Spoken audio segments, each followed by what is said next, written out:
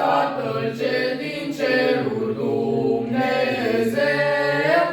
Dumnezeu, a trimis la noi din ceruri Fiul Său, Fiul Său, cu puterea sa cerească, Duhul Sfânt, Duhul Sfânt, și cu firea omenească pe pământ, pe pământ. Cinstiți creștini, prea binevoiți ca să ne primiți, că de aceea am trăsnit cu Bifleul la venit și am luat dumneavoastră să cinstim casa voastră și să facem pomenire despre lui Hristos venire. Cine ești, de unde și pe unde călătorești? Eu sunt înger Serafim, sunt de din Biflaim.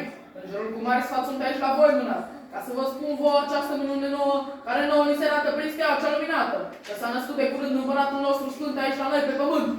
O Ioane, tiran mare, o Ioane, tiran mare, ce-ai hotărât la hotare, ce-ai hotărât la hotare, și-ai făcut graniți prin munți, și-ai făcut graniți prin munți, și-ai stins Iudeea de prunci, și-ai stins Iudeea de prunci. Creilor, poftiți, veni și spuneți ce doriți. Noi, împărate, am venit mai de la răsărit, am venit să cercetăm și bine să cuvântăm, ca să știm cu adevărat despre un tânăr împărat, căruia să ne închinăm frumoase daruri să-i dăm. Oi, roade împărate, străiești cu sănătate, dacă vrei să știi mai bine, nu vom întreba de tine, și vom merge întrebând de cei născuți de curând, de domnii domnilor, de împărații împăraților, care prin proroci sau prorocii și ostialii săi, când acolo a ajuns steaua norii s-a spus, prin folos sau prin fața lui Hristos. Ce minte tălingușă și despre Hristos vorbește, ce tomare încrăsnici la mine.